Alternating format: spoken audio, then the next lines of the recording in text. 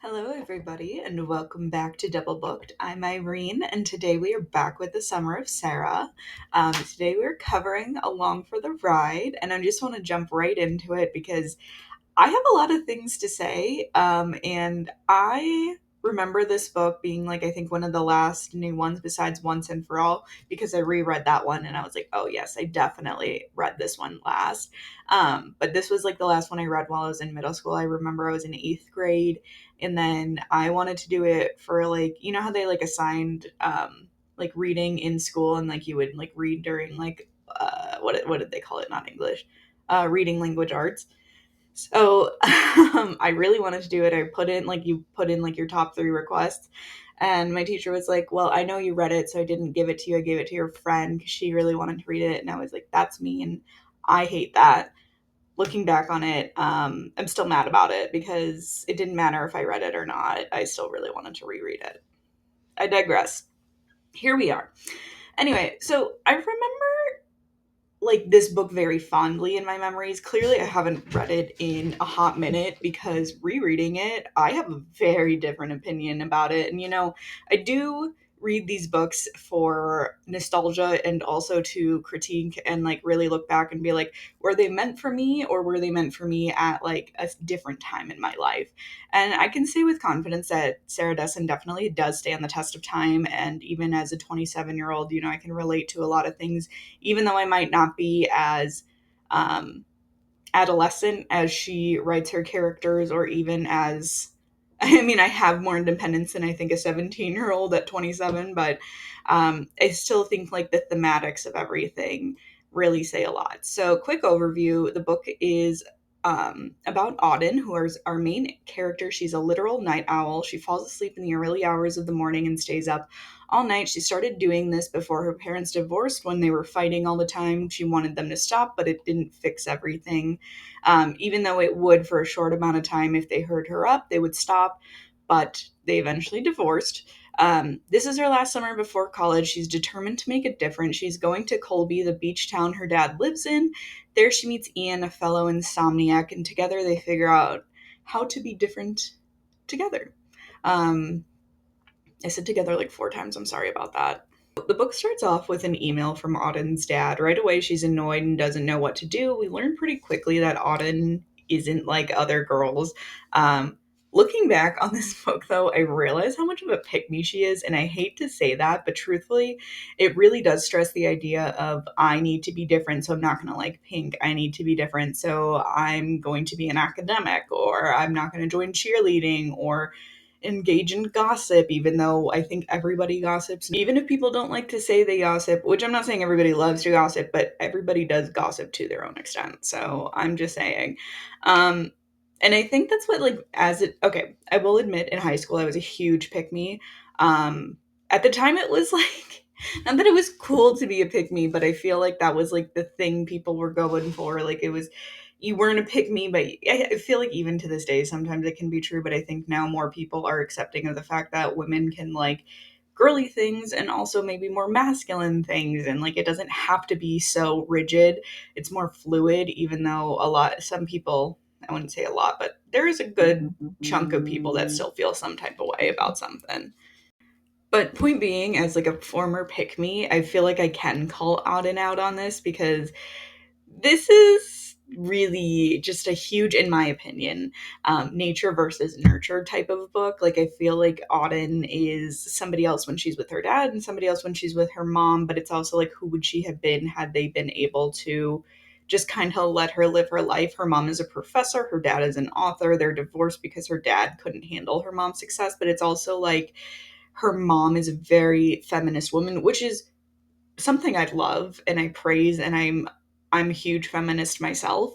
I think this was a very 2010s definition of feminism, though, where it was like you reject everything that can be girly, even though that's not it. It's like I can wear heels but still be the boss in the room. Like I can wear pink lipstick, but I'm still amazing at doing my mathematics or scientific discoveries. Like it's still things like that. And it's more so of finding that balance, which I don't think is easy, especially given so many people stereotypes for women and men in this day and age. However, I think this was, again, a very 2010s definition. And I've noticed that with Destin, she definitely lets like moms take on the more stereotypical gender roles, even if they do have a full fledged career. I don't think that's a knock on her. I think that's just a very factual thing for the time that she was writing in. And I feel like people can get very defensive over that, but it's just true. Like she was writing in the 90s and in late 90s, early 2000s, when those norms weren't being challenged as much as I would say now in 2025. I had to like check the year. I was going to say like 2018. But even that, like, you know what I mean? Even in the early 2000s, even though it was only like 20 years ago, which doesn't seem necessarily like the longest time ago, a lot of changes have been made for the better, in my opinion. However, I do think that's like one thing that kind of outdates it, even though I think sometimes she tries not to let it. Back to like the nature versus nurture concept and why I kind of think that, I definitely think her mom is a huge pick me. She wants her daughter to like things that aren't gender conforming, which is totally fine, and she doesn't have to like the stereotypical girl things. However, I think that denying her any type of girly things or any type of things that might be more leaning towards females is just like isn't right either. You know what I mean? So I think that I don't know. I think that she should have let her do whatever she wanted, regardless of whether or not it was male or female dominant. Like, just let her explore and see what she likes for herself. And if she is more stereotypical and likes Barbie dolls, like, that's not the end of the world. I don't know if anybody remembers, though, but saying girly things or just girly things makes me think of, like, in 2010 to, like, 2012 when Tumblr was, like, very, very prominent and, like, one of the big, I mean, I still go on Tumblr from time to time. Don't get me wrong, I love Tumblr. People underestimate Tumblr's power still to this day. However, there was this page called like Just Girly Things, and it was like taking your bra off after a long day. It was like definitely not a meme page, but it was definitely like a relatable page. But of course, it became more of a meme because of the fact that it was a women um, inspired thing, and which is so annoying, which goes into the whole thing of sexism. And I don't even want to get into it because you guys, we could be here for hours. In the way I talk about the patriarchy, alas, I will digress. However, she's been influenced by her mom, who has rejected social norms, which is, again, it's totally fine. I think it goes to the belief though, like you shouldn't be forcing her to be like in a stereotypical female role, but you also shouldn't be pushing her so hard the other side just to not be a stereotypical person. Like let her find her own path and let her be her.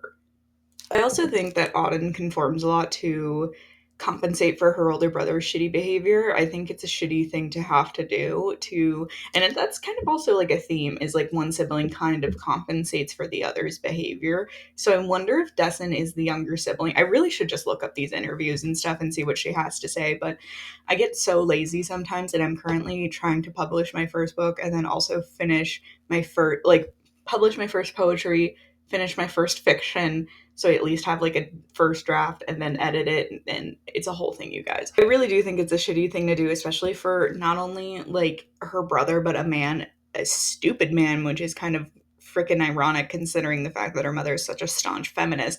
And I have personal beef with this, of course I do, because why wouldn't I? Why would anything be relatable unless you have personal beef with something? Because I think shrinking yourself down for someone else because your parents decided to have a kid is super dumb, in my opinion. Anyway, Autumn goes to her dad's house where he's with his new wife and her new half sister. She wants the summer to be different before she goes to college in the fall. Her mom encourages her to go ahead and start on her schoolwork by reading textbooks, which sounds like a mental illness to me. I know a lot of people like to learn, but to me, this is insane. Like, it's one thing if you have like a practice book or something and you want to get better at something because you know you're going to struggle with it. So you kind of want to like just practice. You know, how do you get to Carnegie Hall? Practice, practice, practice. But I think that like actually reading a textbook over your summer break is wild. you also need a break from learning. I'm not saying that you shouldn't be doing like reading or writing or whatever you might like to do. I'm not saying you shouldn't maybe like whip out a times table every once in a while, however, or do some Sudoku. Mainly just thinking of all the things I can do to keep my brain active. I think it's ridiculous to like force someone to do this. Also, like, to be fair, I genuinely don't know how much she's going to understand and how much she's going to get done because of the fact that she just reads the textbook on something she hasn't even really learned yet. And just because you look at something beforehand doesn't necessarily mean you're going to retain the information better, unless there is some study that I don't know about. However, I don't think that that's a factual thing. And I think that that's just, I don't know, it would be better if you had like read some like peer reviewed studies or something like that to make everything just like a little bit easier for you. I think just sitting down and reading your textbooks is wild. It does end up backfiring on her mom though, and I guess Auden, because her mom gets mad that she isn't focused enough on her schoolwork because she's out living her life at the beach house, well, not the beach house, but like at her dad's house, because she's actually made a group of friends and she's actually going out and enjoying her life and actually figures out how to sleep through the night, something that she hasn't been able to do since before her parents even got divorced. And I feel like her mom's mad because her mom's like, you don't fit in my little box anymore, which is so insane to me because again, that goes against everything that I feel like you should be taught or teaching as a feminist, but that's a whole other story. And her dad's a piece of shit, by the way. Like, her dad, he might not be like the most present dad, like most dads in Destin's world. However, he is just a piece of shit because he acts like he doesn't know how to take care of a newborn, even though he had two kids before this half sibling. And then he also is just like, he's like, I don't know how to change a diaper. Like, no, get up off your ass, be a parent, stop making excuses because he's like, if I don't get my 9 hours of sleep, I'm not going to be productive and I'm going to be cranky. And I'm like, who cares? Don't be a dad then. Don't sign up to have a kid and all of these things. Like, I think that is utterly insane. And like his freaking new wife has a whole breakdown because she is clearly overworked and overtired. Anyway, I will say by the end of the book, Auden does discover a more true definition of feminism where you don't have to be, one thing or the other. You can make your own path while still doing the things you want to do. Just to keep digging at her dad, because I feel like I've already dug into her mom enough. Her dad is also an author, like I mentioned before, but he also keeps saying that his book is done when it's clearly not done. And he's clearly like in the midst of writing his book and not done with it. Like, there's a difference between I'm reading this over again to make sure that I don't miss any typos or like have any loose ends in a plot or something like that. And then there's a difference between that and then writing for 7 hours a day because you haven't finished your book. Like, how are you failing at being a father again? And then how are you like failing at being an author? No wonder you were threatened by your ex-wife because she has a lot of power. And his new wife also owns like a clothing boutique and is incredibly smart and incredibly on top of her shit. So like, stop going from powerful men. Poker men love to see powerful women fall so they can feel more powerful. And I feel like that's exactly what her dad is. Like, stop going after powerful women if you're going to be threatened by them. Go for somebody who's love struck and has puppy dog eyes for you, so that way you don't tear women down with you. I digress. I will move on from her shitty dad, but she doesn't have great parents. And I do feel bad for her because I feel like she has so much potential and could have done so much more had she had parents that, I don't know, weren't just like completely cuckoo bananas. I want to say that this book is one of like a 3-book deal for Netflix that has been made into a movie. And I do want to watch it and then kind of compare and contrast. And I'll definitely do that like after I finish all the books that I want to cover for the Summer of Sarah. But I don't know. Maybe I'll do like just like a TikTok on it instead of like a full-fledged like YouTube video, but I do want to see it and I want to see if it would be worth it and if it like accurately is like a really good depiction to go from like book to movie, because I hate when they're not good. I will say still The Hunger Games holds a spot for the best book to movie adaptations. But anyway, Heidi, Auden's stepmom, is clearly drowning being a new mother, and we get to the point in the book where she just kind of loses her shit because her dad doesn't help out at all. The baby is colicky and is always crying at any time, and then every time she seemingly gets the baby to sleep, her dad ruins it and doesn't understand the fact that Heidi is incredibly tired and still recovering from giving birth and just needs some rest. So honestly, be careful of who you choose as a father because this man is horrible. Anyway, so we find out that she's actually an incredibly good businesswoman and she had left a big career in a big city to come to this small little rinky dink beach town, and she does very well for herself, even not just seasonally, but like year round.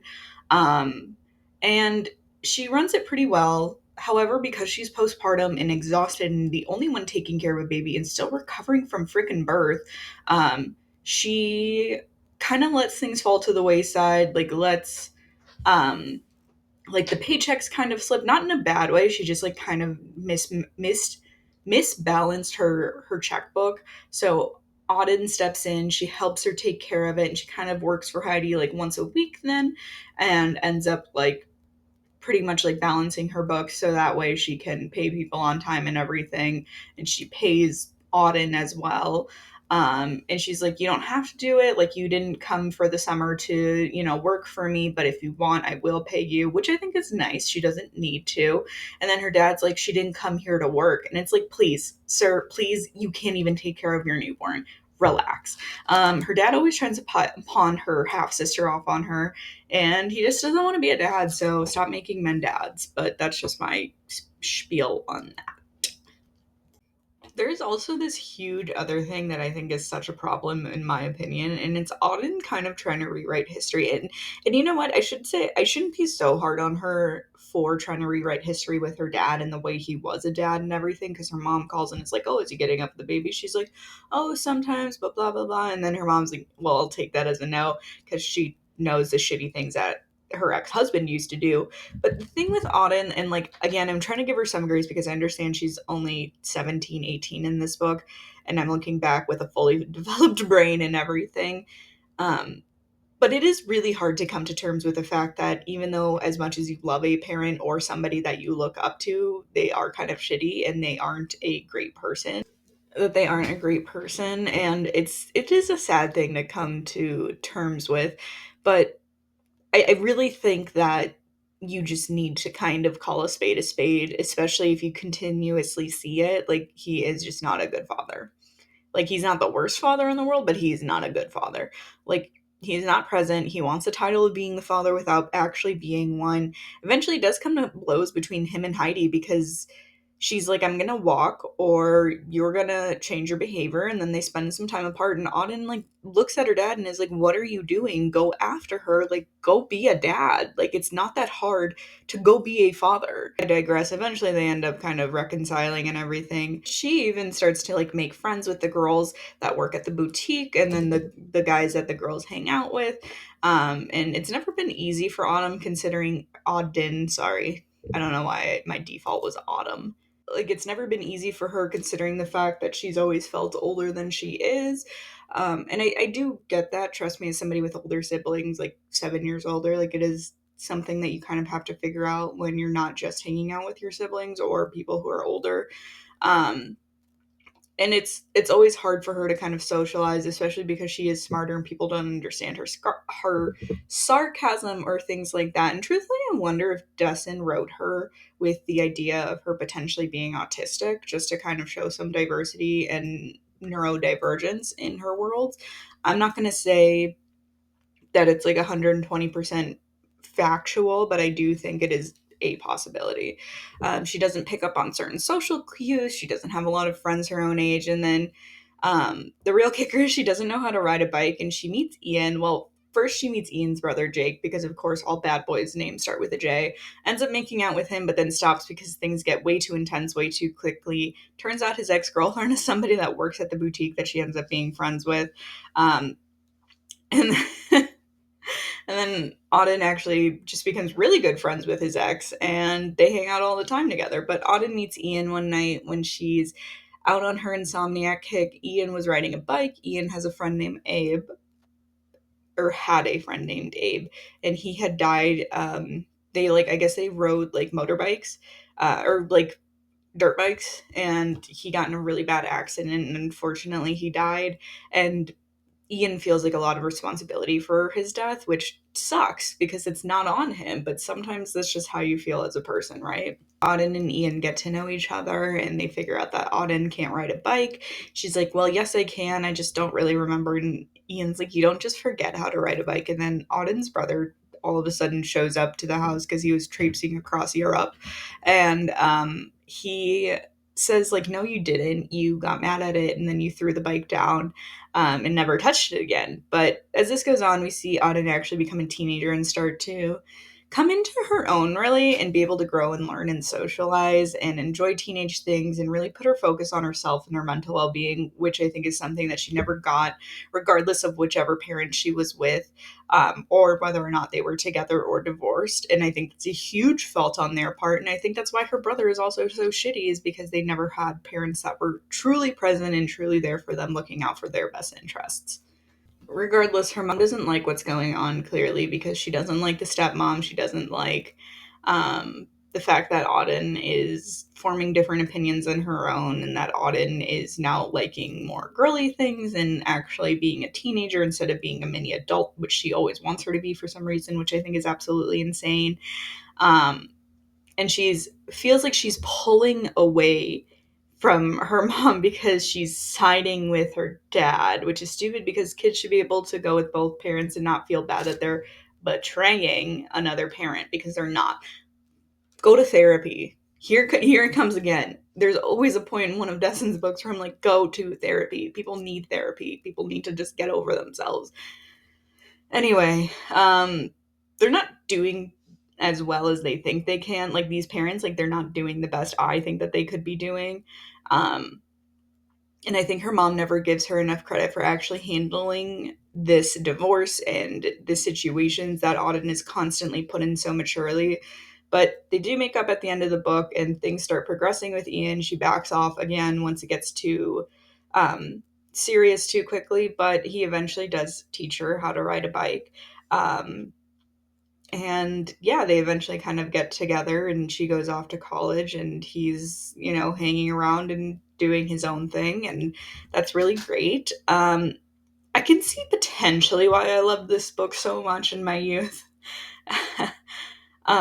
Just as a former recovering pick me. However, I don't hate it now. I just don't think it's as ranked as highly as I used to have it. Which is okay. I'm 27. I read this when I was 14. I have a lot of self reflection, a lot of life lessons that I've learned along the way. However, I think I just wanted to like it so much more because I remembered it so fondly. But this is like the first one I can say I just didn't love with my entire being. I even had trouble writing this review because I just like was putting it off. So, I mean, like, if you wanted to read it, go ahead, but like I'm just saying it might not be like blow your mind amazing, because even like the romance with Ian, I was like meh. Like, it was cute, but it wasn't like, I don't know. I guess I just like the whole book to me was like kind of meh. So it is what it is. However, I will be back next week with another review. We are rapidly approaching the end of the summer of Sarah, and um, yeah, I can't believe it. And then I definitely want to review The Summer I Turned Pretty. So we'll definitely have that. But yeah, thank you guys so much for watching. Please like, subscribe, comment down below on a book you'd like to see next, and I'll catch you next week. Bye.